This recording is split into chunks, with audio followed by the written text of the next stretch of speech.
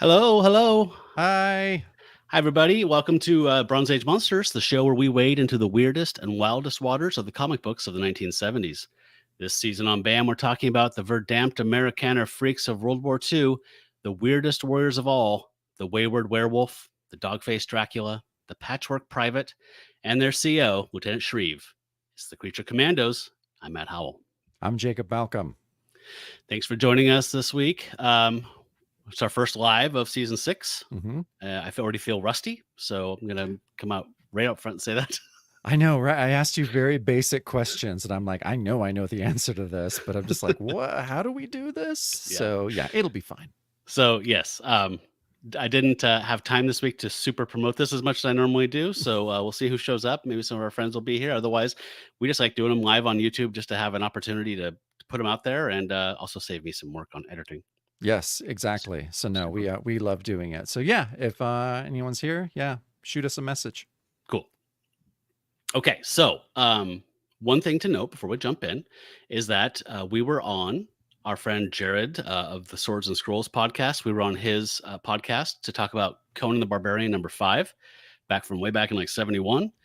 He's starting a new series kind of covering the magician slash demigod Zucala, and that we read his first like comics appearance. And we talked about that together. He kind of let us come in and run over him with our normal format and our normal shtick that we do on this show. I felt Yep. like I sent him a message afterwards, like, I hope I didn't just kind of take over your show. I feel like we just set up a lemonade stand in your yard, but which I mean, we kind of did, but it was sweet of him. No, I had a great time. I had a great time on this show. It was really fun talking about that issue.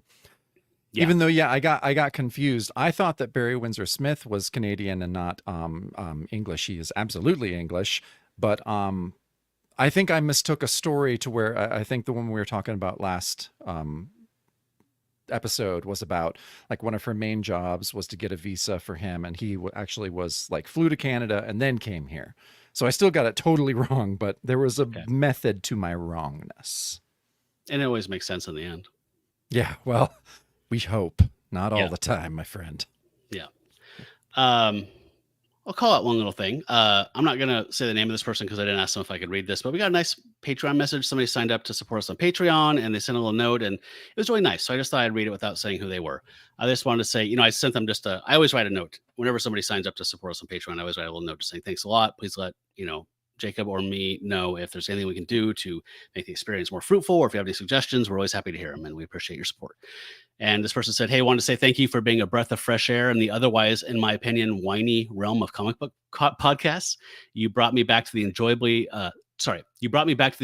absurdity of the medium after the money grab that was DC's New 52. Wherever life takes you both, know that you made a difference if you didn't know that already. So a little dose of sunshine I like to hear.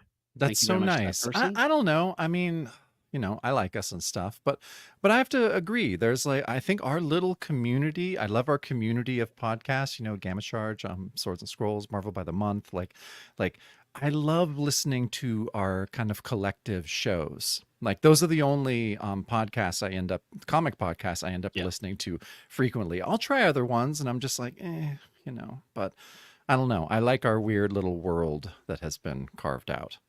Yes, I like our Elephant Six collective of comics love. Right? I love it. So. And I know Marvel by the Month is Neutral Milk Hotel. I know that. It's fine. You're okay with it? I'm okay with that. I think we're apples in stereo. So we're key and we've been there a damn long time, but we're no Jeff Mangum. Yeah. I'm fine with apples in stereo. I'll take that. I am too. I would love that. Yeah. So no, I know. The Lilies aren't part of that, are they? Are they? I don't think they are. I think they're New England. Oh yeah, I think you're right. Now I'm trying to think of what Gamma Charge and Swords and Scrolls would be. I mean, can we say no, I don't know. Just FYI, folks, if you're not indie rock fans, we're talking about a loose affiliation of bands that were all kind of associated with one another in the mid 90s that kind of defined what indie rock and indie pop and everything were for the next 30 years. So, I mean, so we're just kind of jokingly assigning bands to which podcast we are. Does that make any sense at all? I have no idea. Yeah, well, I mean, yeah. Thank you for clarifying that detour, which could be a little confusing. But we will get back to everyone else Give us some time. We will choose the right E6 band for Gamma Charge and Swords and Yeah. Scrolls. Don't worry, it's going to happen. And I believe a documentary about that collective, that scene just came out. Yeah, I think ads on Instagram. I think you can stream it now. I know it just did a kind of a road tour, but and friend of the show, Rebecca Cole, was a founding member of E6 and was, is all over the documentary. So if you rent it, you will be able to see Rebecca, who is amazing. Yeah, I need to see that. Okay, so we're gonna dive in now. This is kind of be probably on the shorter side as far as episodes go, because it's kind of almost a half story. And yeah, I'm ready to do it if you are. Yeah, let's jump in. Cool. So we're talking about Weird War Tales. Let me pull up the OT. Add to the stage. We're looking at Weird War Tales 110, and we have a cover here by Rich Buckler. We've seen quite a bit, and inks from a new person to us, Romeo Tangal. And that's a person from the Philippines. We're always happy to see a Filipino artist show up. Jacob, I love this cover for a lot of reasons. I particularly love, let me describe it in case someone's listening to the audio version of this. So we have in the foreground a figure who is wearing a lab coat, and their back is to us. Their back is almost entirely in shadow. They have their hands up like Dracula. And in the background are our beloved creatures beating the shit out of a whole mess of zombies. And they appear to be just stopping in mid-beat. Even some of the zombies being beaten up are stopping and looking horrified at this figure that we cannot see.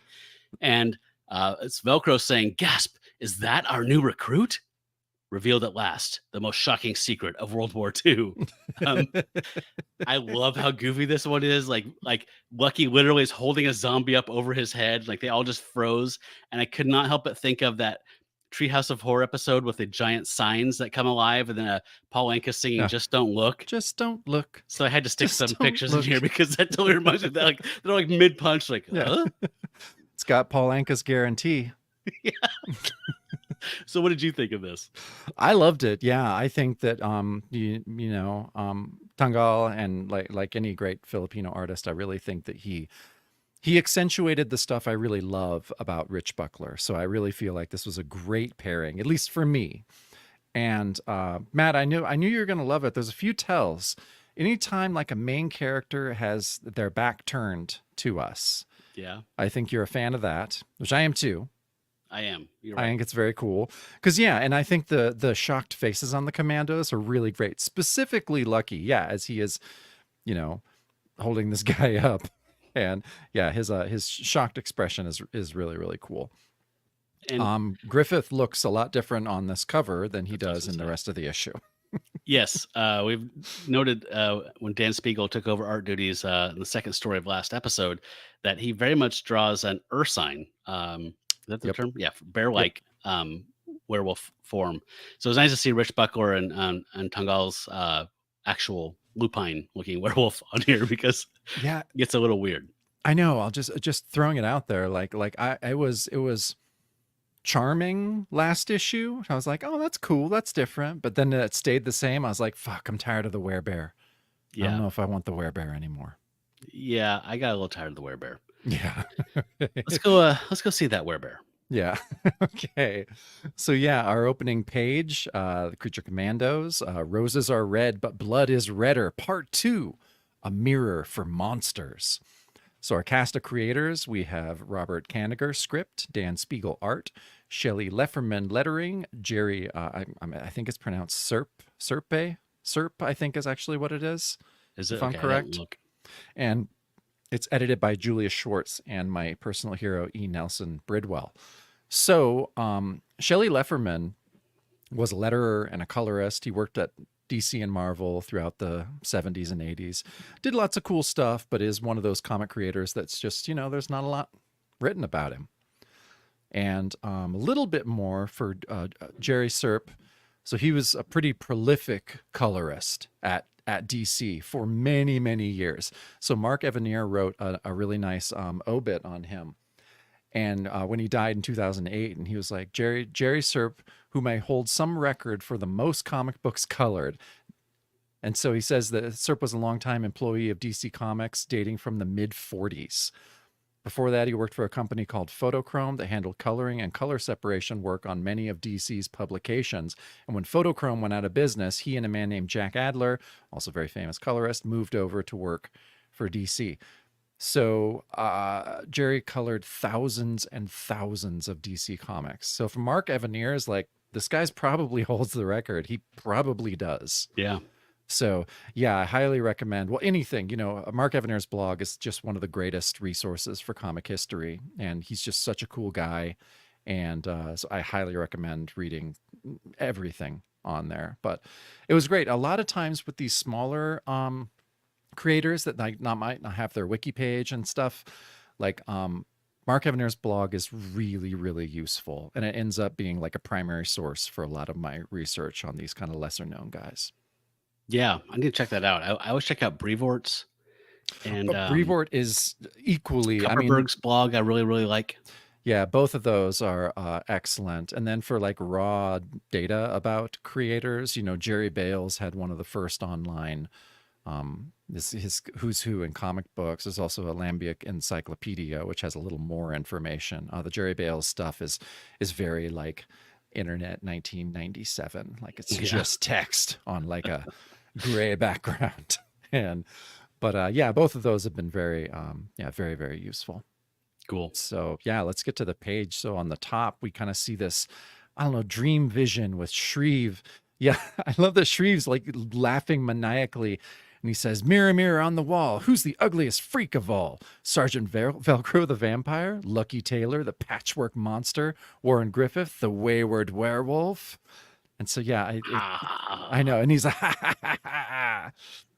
on the bottom we see what's actually happening in real time, which is we left off from last issue, to where the dam burst and now they are all underwater. Which, the more that I thought about it, I'm just like, well, that's terrifying. That kind of became one of my new scariest scenarios, was dam breaking. Yeah, it's kind of like when you see footage of like a tsunami and you're just like, well, you're just fucked. Yeah. Unless you have a helicopter, I'm so sorry. Like, you're done. Yeah. So this top to me felt really old fashioned, very like 50s. Well, I mean, not only is it like not representing an actual thing that happened, but that kind of like thematic, like metaphor kind of thing. Well, I mean, it's because, Robert Kanigher is no DeMatteis in our eyes. I mean, Kanigher really brings it back to a very old-fashioned place that he does very well. But after reading this issue, I was just like, I'm going to have to make some peace with Kanigher's writing, because we have a lot left and he is the only author. I have notes. Yeah, I know. I was just like, oh God, I don't know. We'll see. Yeah. I'm already, just spoilers. We talked about this a little bit on his first story last episode, but not a huge fan of the I mean, Shreve already was walking a razor thin line of just being a sociopath and whatever. And now he's just like Biff from Back to the Future.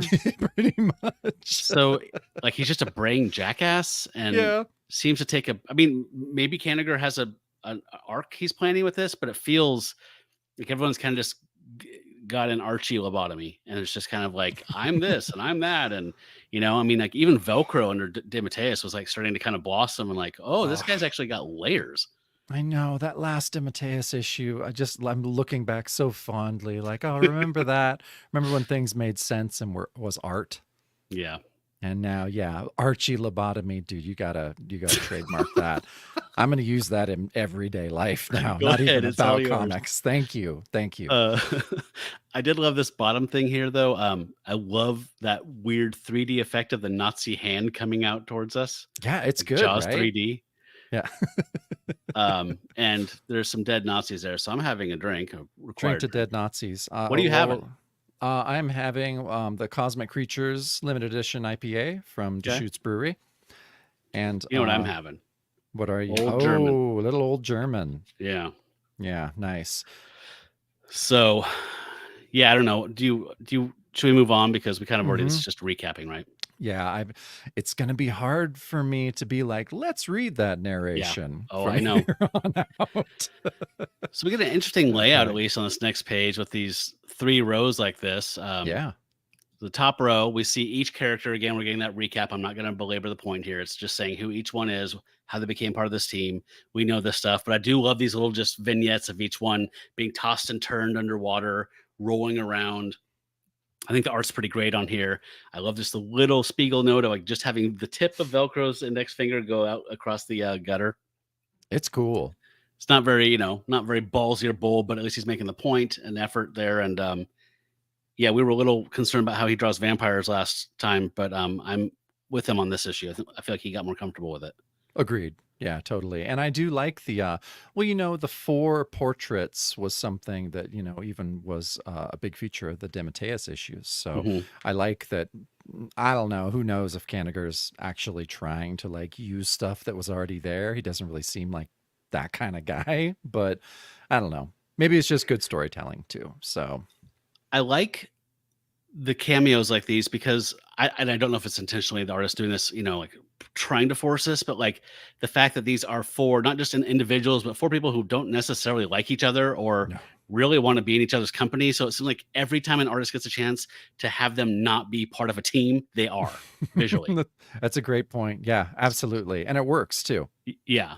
So in the middle here, they wash up. And I couldn't help, I saw this and I have to slot this trope up with like quicksand and latex masks that fool people. Like, I don't think majority of the time when you go unconscious in the ocean or in a roaring tsunami, I don't think you usually float on your back and drift up to a piece of solid land and then wake up later. That has to be way overrepresented in fiction. I think you're right. I've thought that too before, like when people like a shipwreck and then suddenly they're like in the water and they just walk up onto an island. Yeah. After they've been unconscious. And I'm like, I don't know, man. I don't think that's how it works. I think you just drown. Yeah. I mean, if you're holding on to a piece of the hull and your muscle was just, kind of seize up and you just kind of fall asleep and then you wash up. I get that, Totally. That's human instinct. And your unconscious mind's trying to keep you alive. So you might nap or cat nap while you're clutching onto a piece of wood. But this you can't grab onto a panzer and just float up onto the shores of a now river. No. Anyway, they wash up and the pool is as placid as a mirror now after all the tumult. And then we get this cool little bottom row here where the grotesque gargoyles are staring into the pool in amazement at what they cannot believe what they're seeing. And I really love this array here of our rogues gallery of weirdos. Hey, Letty. Hey, Letty. Letty just joined. So did Jason Finestone. Hello, you two. Glad you're here. It's not a dream, Jason. Jason says, oh no, I forgot about this. Now I'm late and I didn't do the reading. I know this dream. I know this dream too. Yep. I've actually had worse variations as I've aged. My anxiety dreams have gotten more intense to the point where now it's not just like I didn't study for the final. I now have this new version of it where I wake up and I go, oh my God, I signed up for medieval folk dancing. I thought it'd be an easy A. I literally went to the first class. I never went again. And now I have to go to the final and fake an entire 3 months worth of work or something in some final. That's bad. It's worse. So now I just wake up, like literally my clothes wet with sweat, like anxiety sweat. Yeah, my anxiety dreams have gotten more like philosophical, but in a terrible way. Literally last night, I woke up and this was something in the dream. I woke up and I was like, oh no, I think everything matters. I was like, that's bad. I was like, if everything matters, oh my God. So yeah, that was me. Yeah. Don't pick your own mushrooms anymore, by the way.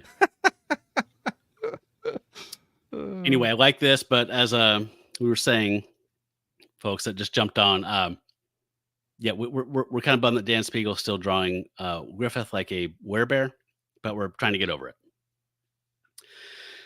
Okay, you ready to move on? Yeah, let's move on. So we get to this page that it's great and it's still using that trope. I love the first 3 panels are great. It's Velcro, Lucky, and Griffith. Now in the first one, Velcro, he says he sees himself in the pool as his old human form. He's like, look, I'm just like I was when I was a sergeant. And then with Lucky, he can speak. He says, I'm not only human, again, I can speak. And then Griffith says, and I'm no Larry Talbot anymore. We're always going to love those references. And they're all happy. Velcro looks like a young Reagan, right?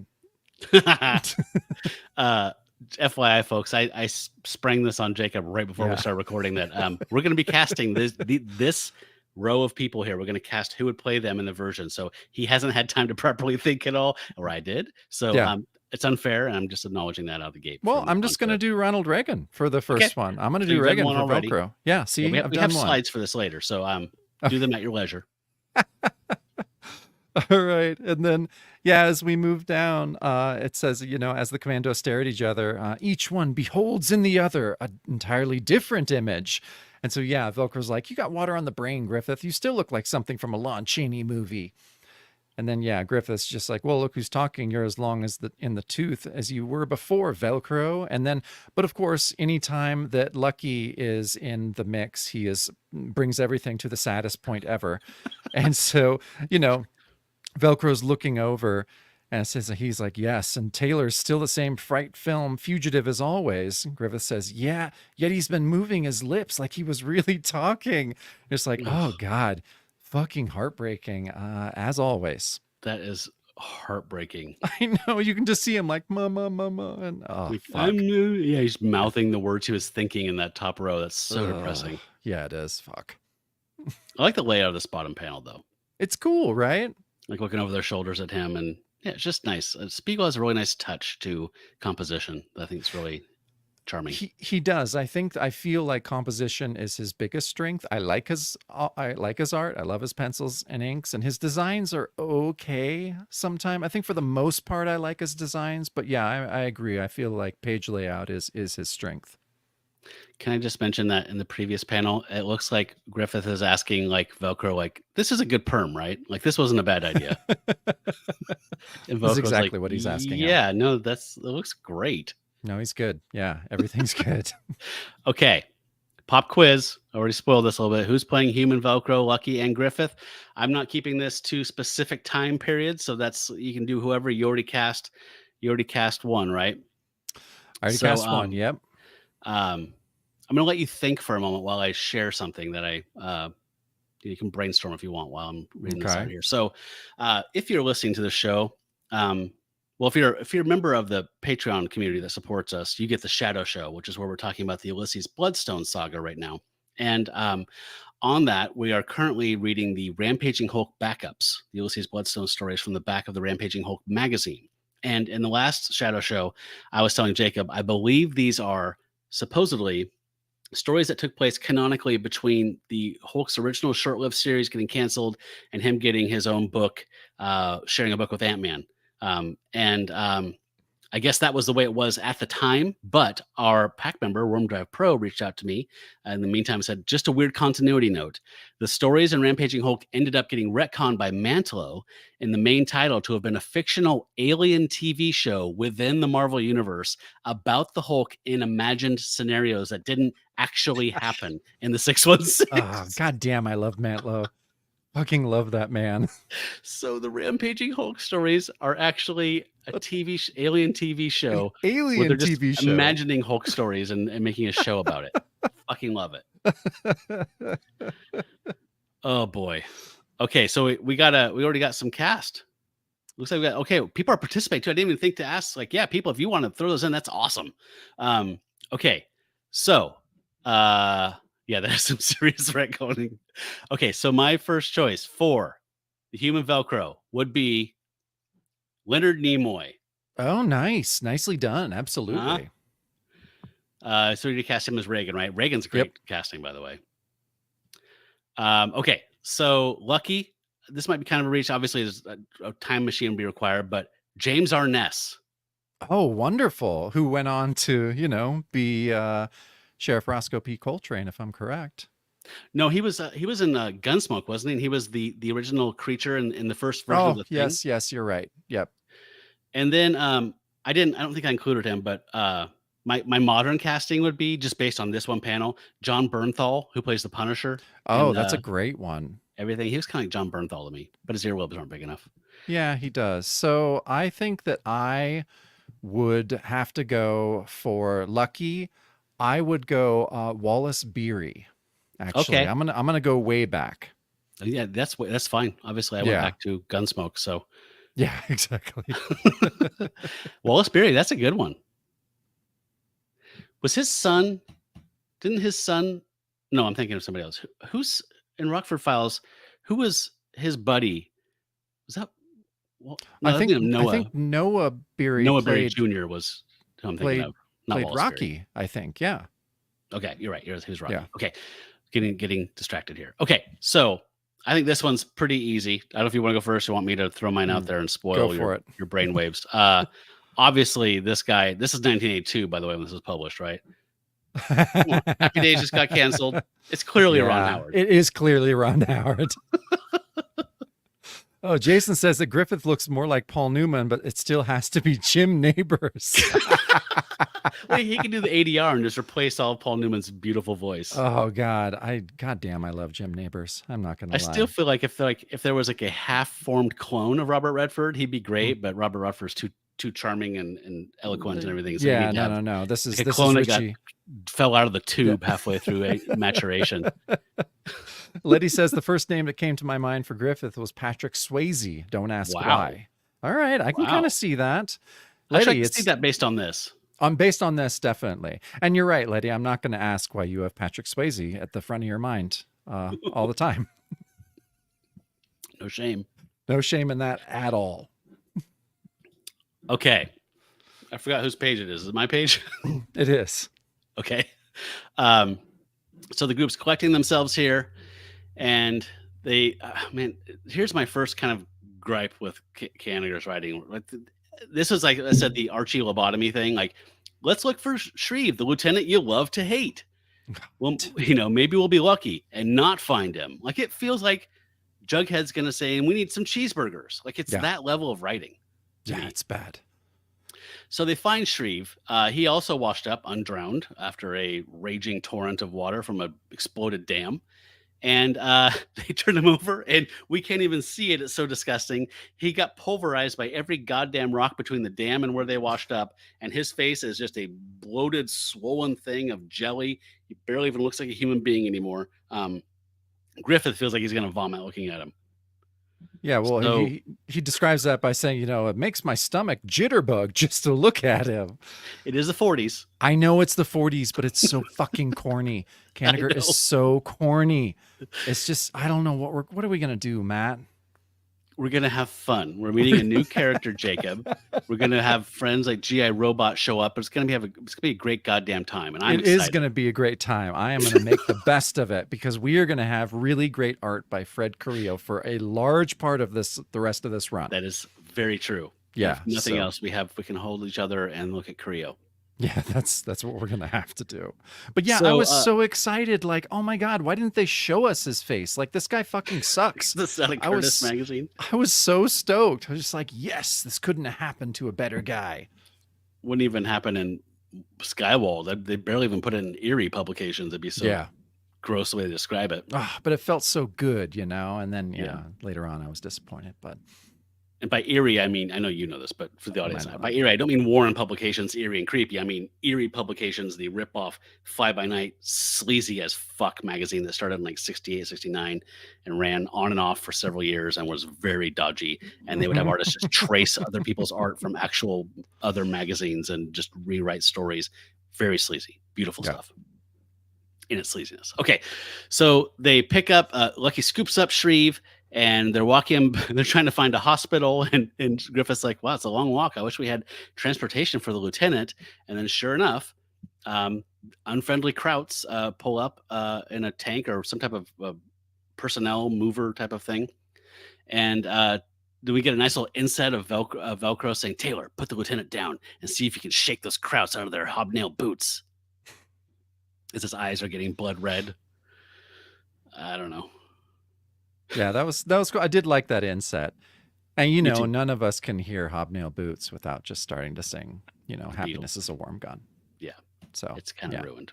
It is bettered, I guess. Let's say it's bettered because I looked them up and Hobnail Boots seem very overrated.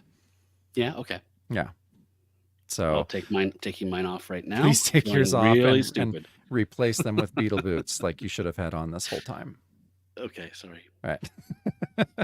So yeah, next page, We see immediately, yeah, says, oblivious to the hail of lead, the gargantuan gargoyle halts the speeding truck like a human roadblock. And yeah, we see Lucky just kind of dive in. And then maybe my favorite panel of the entire thing, he just lifts the vehicle up and just shakes them out. And you know, Kanigher is correct. He's like, then, as if expelling salt from a shaker, still a weird way to say shaking salt. I don't know. It's just so much of his stuff is strangely like, I don't know, kind of weird. At some times, like he's doing his kind of flowery, you know, Kanigher 50s war comic thing. But also sometimes I feel like he's having like a series of mini strokes while he's writing. And so I feel like some of the sentences just feel weird. So I'm going to do that. He is not a young man at this point, and I am guessing did not take very good care of himself. I haven't seen a picture of him without a pipe in his mouth. Yeah. And you know, he was very angry and very abusive to his colleagues. So that's that poison inside too that maybe is going to contribute to these strokes. But the black oatmeal goo that comes spilling out of the Eraserhead baby. Yeah, that's just what he's filled with. But I love what Dan Spiegel is doing with I'm sure is kind of a script that he's like, oh man. But you know, the things that he does are great, and Lucky, you know, shaking these guys out of the vehicle is great. Then we get a great panel of just, you know, Velcro and Griffith, just totally murdering more Nazis. Yep. And I love it. It continues like Griffith. It's like he jumped one guy, and then you see him on the next panel, and he's just strangling the guy at the bottom. So I was just like, oh my God. So and then at the bottom, Velcro says, stop ripping up those Huns, Griffith. You always get carried away by killing. Hop in the truck. Remember, we're in enemy territory. And then, just like the last page, we have a small little inset that is them actually making their escape. I feel like Spiegel does that a lot. Like I haven't read a bunch of him, but I do have the first Dr. Spectre archive, and I feel like that's kind of a signature thing of his. Interesting. It's not bad. No, I don't mind it. It's it kind of, I don't want to say legitimizes comics art because that's obviously not what we're about. But I mean, like, it feels like it's more like I don't know, like a fine arts type of little touch. Yeah, definitely. That I find interesting. But yeah, so did you have I had a set for some dead Nazis, I think. Yeah, I think I'm going to do the same thing. I don't want to be the nanny state here, but we have a job to do. We do have a job to do. Okay, so the action continues. By the way, I just want to say that last thing, like, I have to go back to this. Like this halts the speeding truck like a human roadblock. There's just a bunch of clunky writing that I would not bat an eye at 30 years ago before this was published. But in 82, it feels just a little like, I don't know, you know, isn't Miller writing Daredevil at this point or something? Like, I mean so much cool shit is going on. Like, this is corny shit. Yeah. So it just feels, I know it's a World War II book, so it's probably, you can get away with this a lot easier than you could in a lot of other stuff because it's kind of coming from that world of like war storytelling, but it still feels a little old even for the time. Yeah, absolutely. So, so they continue, they take over, they kill these Nazis, they take this thing over, and then they see an 88. I'm assuming that's some big cannon. I don't know. I'm obviously not a war buff. This is why I never wrote a World War II novel. Like, then the soldiers went to the dirt hole thing and climbed in and grabbed that Germany gun that they always have and took it away and blew his face off. You know, that gun with the barrel? Yeah. So he wants him to go and Lucky to check out this 88 and make it into a 0. Yikes. Yeah, and Moose is going to help him, and then they're going to go get some burgers. So, you know, Lucky marches forward. I kind of like that one panel where he's like slightly canted kind of angle, or it's on a hillside. That's cool. And like they're just shooting directly at Lucky, and he's just walking like he does not give a shit while it's just blowing up around him. That's a cool touch. And then you can see them panicking, shitting their Nazi pants while they're like frantically reloading, trying to blow this guy up. And then he approaches, and then he does take the barrel of the cannon and just starts twisting it up. And twisting it as his own heart had been twisted by science crueler than ruthless fate. Oh, God. And then, in a panic, a guy panics and fires a cannon anyway, even though the barrel's been twisted into a pretzel, and Karam blows everyone there up into a white hot flash of oblivion. That's some more dead Nazis. Another drink, Jacob. Drink to that, always. I like this last panel. I like that Lucky's head's kind of popping out of the border a little bit over the gutter, but I particularly just like the layout, the very kind of pop art. Something that Lichtenstein would cream his jeans for, to steal and make millions of dollars off of. And he'd steal it immediately. Mimeograph. Yeah. Yeah. So, all right. So, yeah, next page. Velcro starts off. He's like, if they didn't always start wars, then Griffith finishes, we wouldn't always have to finish them. So, yeah, it becomes like kind of like a bad action movie at a lot of these times here. And it says, but the sudden dead are never finished, haunting the dreams of their executioners. I do like that, and I do like what Spiegel did with the one of the Nazis with the eye wide open and his mouth wide open. It's just like, yeah, that's pretty cool. Yeah, that was a very effective panel, I thought. Yeah, it was really good. So then, yeah, in the middle, the commandos take Shreve, and they have made it to a hospital. And they say they're brought to a hospital using the latest experimental techniques, not unlike the ones that robbed them of their humanity. So they bring him in. A surgeon says, "My God, what happened to him?" Velcro's like, "The lieutenant got chewed up on a mission." And she then says, "I can still win a Mr. America." Oh, no, and this is Shreve saying, he's giving his thumbs up, because he's still a manly he-man. He's like, I can still win a Mr. America contest running against you freaks. But I would imagine his face is so comically like swollen. His lips are so swollen together. He's probably just like, America contest. So yeah, it's so he's such a dick. I'm just like, why didn't you just leave him? Just leave him like that. But he needs opium. Like you can't imagine the pain he's in, but he's like, I have to insult these freaks. I have to insult the freaks. I just imagine his stumps of shattered teeth in his mouth. Yeah, but he's like slowly bringing that thumbs up, you fuckers. Yeah, take that. Oh man. And we get another inset panel, and the surgeon is revealed to be Dr. Myrna Rhodes, chief plastic surgeon. And she says, he's the worst case I've seen yet, but I assure you I'll do my best to restore his face. Next panel, Shreve is being carried off. And it says, as orderlies remove Lieutenant Shreve, he has a picture of himself in his wallet, which that's cool. I mean, I guess you do that. And he says, you'll find a photo of me in my wallet, Doc. Just patch me up so I won't look like these freaks. So he's still getting his zings in. Yep. As he's dying. And then and also kind of hitting on her, probably like, this is what I look like when I'm all absolutely. He's like, here, baby. This is what's waiting for you. You can keep that one. Yeah. I got 12 more in his wallet. Yeah. So yeah, she goes, and as he's being carted off, and she puts her hand on Lucky's shoulder, and it's just like, I'm sure he didn't mean what he said. Now you all better go. I'll send for you when you can see him. So yeah, and she's beautiful with giant blue eyes, and is so we've been introduced to Dr. Myrna Rhodes. A woman doctor. A woman doctor? Come on. Kanigher's probably horrified by the idea. Yeah, he is. He's like, do I have to? Seriously? All right. It was a vote too. Yeah. Okay, so yeah, on the next page we see it's jump forward 30 days. Of course, you need to get the time out of the way here for the surgery and the healing. And Velcro says, hey, the doc's about to remove the lieutenant's bandages. After the way he's been smashed up, he should make you look like Clark Gable, Lucky. And Griffith says, yeah, bet he'll be perfect partner for us now. We've heard the last of him calling us stand-ins for monsters. That one's tired. God damn.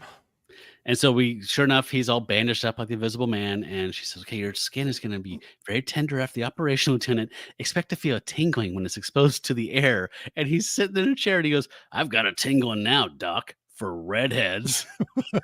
Fucking prick. Jesus God. Oh my God. That made me laugh and groan simultaneously. God, So it was a so graph stupid. or alone. I don't know what it was. Yeah. And then I realized we'll cover this. So there's an inset panel of the monsters going as they see what they see, and then we see, and he looks exactly the same. And Dr. Rhodes says, "Aren't you glad the surgery was successful, men?" He's like, "You need glasses, Doc. They're not men. Your your goggle eyes are hanging out, doing his normal shit, just going la la la." So he literally was miraculously restored to health and his own relative good looks.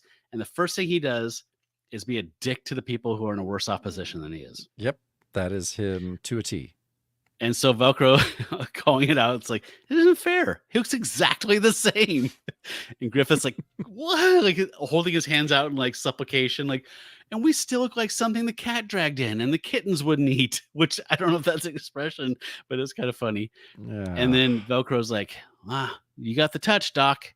And then Griffith looks all sad. He's like, operate on us, turn us back into man, which I was surprised. I thought he liked this. Or is it because he's currently because he's currently not in control of the shift? So is that why he asked? I think so. I thought that they were trying to make him more in control, right?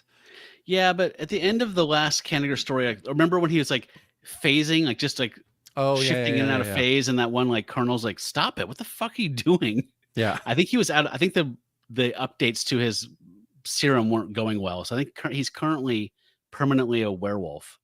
Well, he's permanently a werewolf, but seems to have Warren's personality. Oh, right. He hasn't shown like the total brutality. Like he was a little brutal in the beginning, but maybe that's, I don't know. We'll have to we'll have to pay attention, because maybe that's the new character beat, is that, you know, he's always a werewolf. He can, when he's not fighting, he can be like normal Warren Griffith. But then I don't know. That was my understanding. I wonder if that was an underdeveloped beat. Was that Kanigher was saying like he's always a werewolf, but he's always got Griffith's mind, so he's like half the killer he was before, or something. Like I did not even think of that until you said it. Just putting it out there. Yeah. So yeah, he asked her to fix them, and she says, "I studied your dossiers. I'm sorry, the procedure that made you what you are is irreversible." Yeah. Cue soap opera music. Right? It's so soap opera. This whole stuff, this whole hospital scene is just is great. I did want to mention that inset of the creatures reacting to the unmasking, that was the first time I ever saw these guys. Back when we were Werewolf by Night podcast and we did Werewolf Wednesdays, I would just sometimes Google werewolf comics and just find cool panels and then figure out what they were and then credit them. I found this panel and it had no accreditation to it. So I had to put it out there and say, what is this? And somebody said, oh, that looks like Dan Spiegel. I bet that's Creature Commandos. I was like, Creature Commandos? And that's how they got on our radar. There you go. Or my radar. All right. So yeah, next page. I got this first panel. It says, in their despair, the Creature Commandos rush off. They look pretty pissed. Like they're pissed. I mean, Lucky's always crying. But Velcro and Griffith they're just like, fuck the world. So, and then Shreve's like, let those freaks go, Doc. They'll cool off. And she's like, no, wait, what's in a face? It's not what you look like that counts, but who you are. And so she's very kind and it's just like, oh, I care for you guys. But then they're fucking monsters. And so they're just like, rah! They slam in. Okay, it says, in their helpless rage, the Creature Commandos blindly smash everything in their way, like rampaging beasts, snarling incoherently. So they're just like, no, and they crash, and all this shit goes everywhere, and all these chemicals are mixing. And then, and at the bottom, we see her say, like, my God, don't you realize what you've done? And she's kind of falling to her knees. You've smashed experimental chemicals into an unknown mix. Ring the emergency bell. Get the patients out. Clear the hospital. So she's obviously like patient zero here. Like all this shit is spilled on her, but she's such a good person. She's just like, no, get everybody out. Like that's my first thing. So, I mean, since we've met her, we have found, aside from her being like the most talented plastic surgeon of all time and beautiful, she's also extremely kind and empathetic. And Yes. so, yeah, this whole thing is just, it was pretty sad. Yeah. Um, that middle panel, that middle row, wherever that, like that cracked me up. I mean, it's not so supposed to be funny. funny, but like, just it is such like a toddler, like Walmart kid freak out, right? Yeah, because they're not like running and knocking stuff over. Like Velcro's just like fuck this table and is like flipping it over, and yeah, it's deliberate. Yeah, it's like they're at a ska show or something like that They in are. It's 1985. just And they just all these chemicals. So, in Kanigher's mind is like, hey, they made 7 flashes and 3 kid flashes and yeah. all the flashes. He made That's how this is science how all the chemicals work. flashes. I know, We right? just need a That's little more whitening. all I could think of. Yeah, hilarious. Okay, so she has selflessly said, clear the hospital while she is obviously suffering. And then everyone gets outside, and the noxious fumes are still gushing out of the hospital. All the patients are out. And Shreve's like, you were born freaks, losers. That's why the doc couldn't help you. It's like, and Velcro's like, Dr. Rhodes, she didn't come out. She's still in there. He's like, no use. She's She's like, already written her on. She's yeah, moved on. yeah. Obviously, I'm not going to date her now that she's got crystal lung, whatever the hell she would have. So, yeah, the fumes are just coming out, and like, yeah, they can't breathe. And then selflessly, Lucky says, "Fuck this! I'm already dead. How many times can I get re-deaded?" And marches into the hospital. Comes out carrying her with mute tenderness. He picks her up, carries her out, and then today's standards, a little creepy. Consent not given, kiss taken, unconscious woman, kind of gross, but we are going to just move on and just say that's a product of its time. Yeah, I mean, it is sweet. I get it, but yeah, I don't know. Yeah, I love that last panel of him like taking her down and Shreve being an asshole. Yeah, here comes our loony Lancelot. I did kind of like, again, just not having. I miss some of our other writers who we would just be like, oh, Gerber, I can't wait to read how he talks about this. This was just like, it's kind of interesting. Overcome by an irresistible urge welling up from his lonely heart, he touches the cheek of the unconscious doctor, soft as the petals of a rose, with the leathery lips grafted to him. Well, everything's just a little old and a little off. Well, remember what Kanigher did in the first part of this, to where, after Lucky, takes Velcro up after she tries to, after he tries to bite the waitress. And then Lucky, throws Velcro off, grabs a rose from a table and like gives her a rose. So this is like, I don't know. Is this like what a hard-boiled like World War II vet is just like, that's romance, that's feelings. I think that's where it's coming from. So this is mushy stuff. Too judgy about it. Yeah, I know. Yeah. Mushy stuff. So he's the softy of the group. Yeah, he is the softy.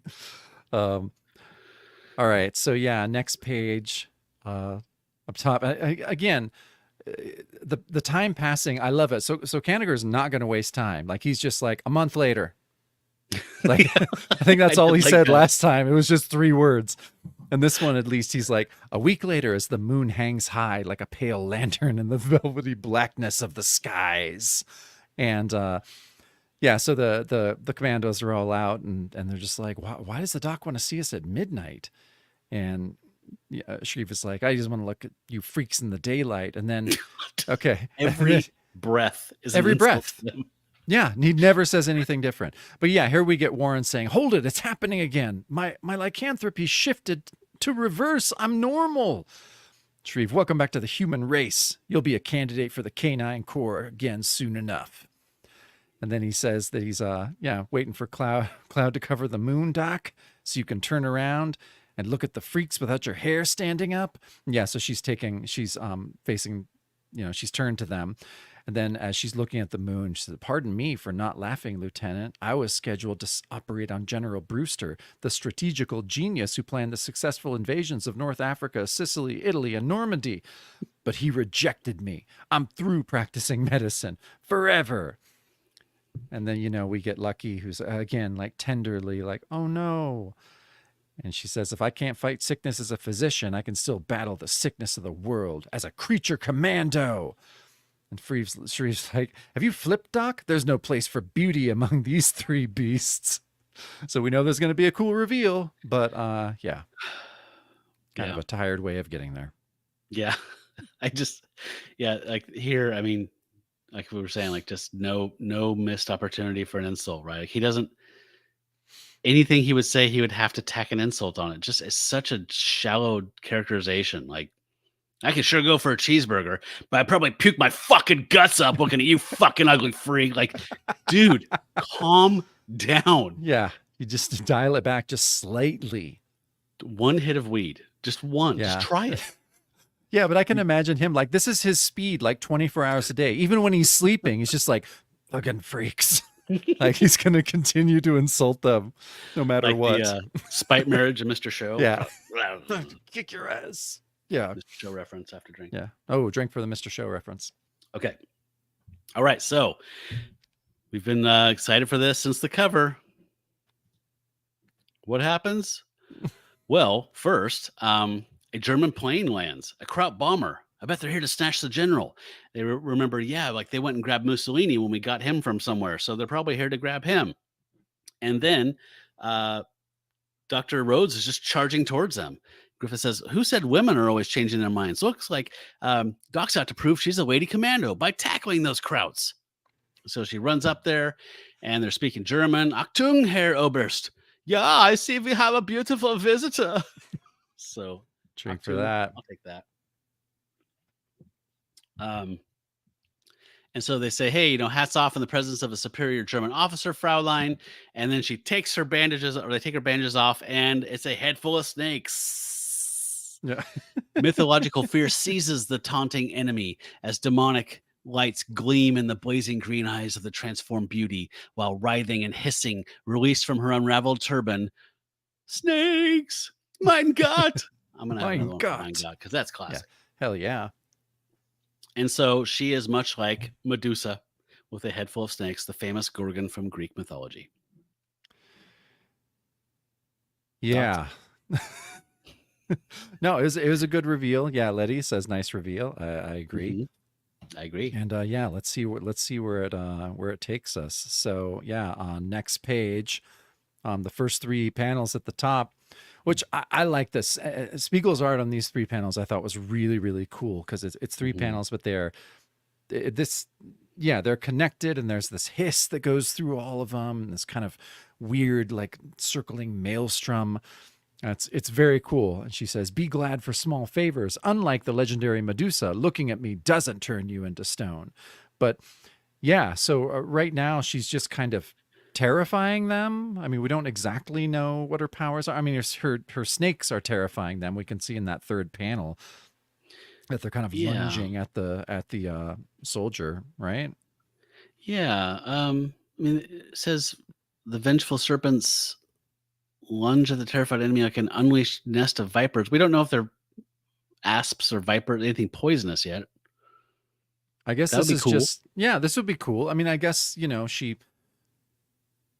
she kind of meets that first criteria of just, frightening at first, right. the Nazis. So that at least catches them off guard. So yeah, we'll see what powers she has, later on. But yeah. In the middle, she says, the faltering enemy stumbles before the frenzied onrush of the creature commandos howling out of the darkness. And so, yeah, they're there. We see Shreve just knocking some guy out. Nazi is like, Kamerad. Drink to that. Yeah, we got to. Says, we were not told the Americans had a new secret weapon. And then, then we get some good like commando violence at the bottom, which I was pretty fucking happy about because this has been, I don't know, it's been a tame issue. But it says, but the lieutenant's command falls upon deaf ears of the monsters created into unmen by science. Yeah. And we see Griffiths just like almost, it seems like he's just like breaking the guy's neck, revealing his neck, and then Velcro goes in and just chomps him. And then on the right we see Griffith Yeah, just basically probably eviscerating a guy, just like clawing his entire bowels out basically. So cool panel though. That panel made me happy. I thought it was a cool page. I thought one of my it's a favorite really cool pages of the page. whole issue. I particularly love this panel here though. Yeah. Okay, so she was saying, "Hey, you got to stop this plane from taking off." So Lucky is not bloodthirsty like his other two buddies are. So he goes in and takes care of some business, bends the rotor with an unearthly force. He's just fucking this thing up. He's doing Lucky stuff. That's what he does. And so another battle ends in horrendous havoc before a force unleashed by lightning bolts of fury, imprisoned in shame and humiliation. And so Myrna Rhodes is saying, "The chemical bath I got turned me into a monstrosity. There's no place for me in the world except with you. I want no favors because I'm a woman. I've proved I'm fit to be a creature commando." And Velcro says, "You got my vote, Doctor." And, Griffith's like, "Mine too, snake hair." And Shreve looks at Lucky. He's like, "Well, thumbs up from Lucky too. So I'll make it across the board. You're in." And then Lucky rests his hand gently on her shoulder, and she says, "Yes, I knew you'd understand." And it says, "Don't miss the shattering adventures of the Creature Commandos with their lovely lethal new member when they meet the GI Robot in a full-length blockbuster in the next Weird War." So we got a new character. Yep. We got a full story, a whole 25-page issue coming up next episode. We got a lot going on. Before we go into final thoughts here, let's do some mail.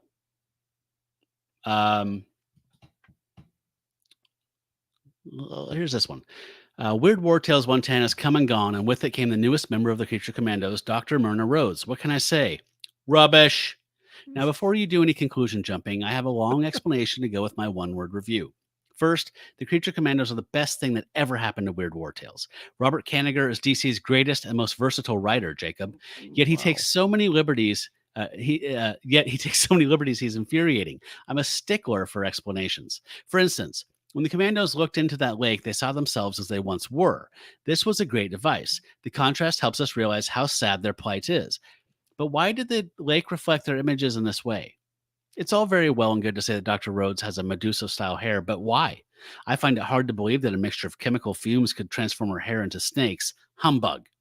The character of Lieutenant Shreve, lately, he's been acting less like a man driven to do whatever he feels is right by whatever means necessary, and more like a childish mocker with a bee in his bonnet. The rest of the issue was just fine, but I do have a question. Make that two. Who wrote Only the Brave Are Lonely? Who drew it? So anyway, what did you make of this criticism? I think it's kind of goofy because he's just like, wait, mixed experimental chemicals, that can't give you snakes. It can only make you phase through walls. Like, that's ridiculous. Duh. So yeah, that was a little stupid.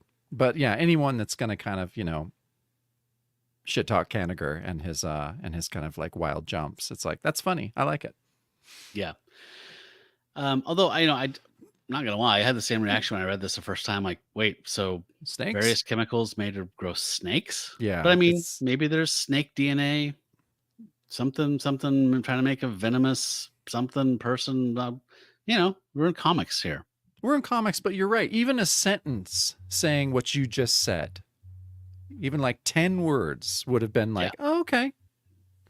Yeah. Just some reason for snakes being, or even that kind of like that thing that they did in like Captain America, where it's like the serum doesn't necessarily just make you stronger. It enhances whatever your character traits are, right? So the Red Skull became the Red Skull and Steve Rogers became Captain America. Like something like that. That just kind of like says it's not what's in there, man. It's what's in you. Something. But that would make sense for her. But I mean, just something along those lines where it's like a mushy, easy solution. Yeah. Anyway. Yeah, so then there's this whole response back from them like, why? Why did the uniform of the Flash shed tears the day Barry Allen hung it up? Why did the Viking Prince scream, kill me in the heat of battle? Why did Herbert Small's silent canary cry upon the death of the lonely postman? Why did the Metalmen die issue after issue after issue?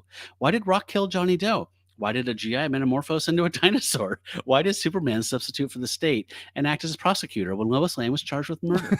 Why did RK gather photos of Wonder Top, Bird Boy, Merman, etc., et al., and stuff them in his desk? And I mean, RK is Robert Kanigher, and make them disappear. Just kind of saying "fuck you," I guess, politely. Yeah, yeah, definitely. Not super politely, even. Yeah.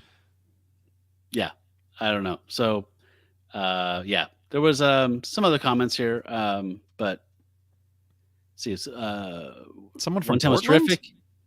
Yeah, one was from Portland, but they were talking about a story we didn't read. Oh, okay. So I didn't. But I did look up the house. I always do that whenever there's a Portland address. One of these old things, I always have to Google Maps the house and I know where that house is. And then imagine what it looked like in 1974 or whatever when the person wrote it. I mean, 3214 35th. So this is between Division and Powell. Yeah. Yeah. So this is my neighborhood, basically. Yeah, basically your old neighborhood. Yeah. Yeah. Yeah. I don't know. This was okay. So shout out times. Okay. So we give shout outs to our folks that support us on Patreon. There are lots of tiers of support for the people that do choose to back us. You can back us at $1 and get a free wallpaper for your phone or your tablet or your computer as a thank you. And that's about where the rewards end there. You can back us at $2 and get access to the Shadow Show, also known as the bonus show. And that's the show we do now every other week when we're not publishing the regular show like this. And like I said earlier, we're doing the Ulysses Bloodstone saga this season. So the Shadow Show essentially operates as almost a parallel Bronze Age Monsters show that's happening at the same time, but covering a different topic. And we're doing that video forward. It's video focused, but we are making an audio version for folks that just want to check out the audio. So that's $2 a month. At $3 a month, you start to get access to the video. Anybody that has access to the bonus show and stuff like that has access to the entire archives. So you can go back to, I think we just published episode 96 of the bonus show. So that's a whole lot of bonus shows. And we don't just do other comics in there. In previous ones, we've talked about things like some music we're into, some obscure music. We talk about different monster movies that are paired with these issues we've been reading. We do Kickstarter catch up where we back a comic book and then do that stuff and review it on the show and kind of do that, whatever, and all kinds of stuff. Talk about our life. It's fun. You should check it out. It is fun. The most popular tier is the pack members. That's $5 a month. And those folks get access to the entire archive of the audio and video versions of the bonus show and special gated content that the previously mentioned tiers do not have access to. And they also get shout outs verbally in the main show and visually in the bonus show. And since this is a YouTube, visually here as well. And that includes fine folks like Ben Potter. Blake, last name withheld. Brad Elmore. Brian Steed. Brian from Marvel by the Month. Brink. Caleb. Dave Kennedy. David D. David Goodwin. Glenn Lash. Justin the Owl. Letty. Thanks for being here, Letty. Thanks, Letty. Matt Harvey. Michelle from Moonlit Comics. Pat Zvek. Rob from Marvel by the Month. Russ from Tones of Evil. Tony Iupi. Tim Tucker. Worm Drive Pro. Worm Drive, thanks for giving us that tip earlier. I appreciated that. Definitely. We love it. Jeff Fitzpatrick. And there is another tier beyond that, Jacob. Do you want to talk about that one? Yeah, so the final tier is for the Star Gods. These celestial barbarian deities get even more content exclusive to that tier and a thank you gift from our Threadless shop after 6 months of membership. That's right, Star Gods get to pick out a coffee mug, travel cup, or t-shirt from the show's shop, and we'll send it right to their mailbox. The hallowed ranks of the Star Gods include fine folks like...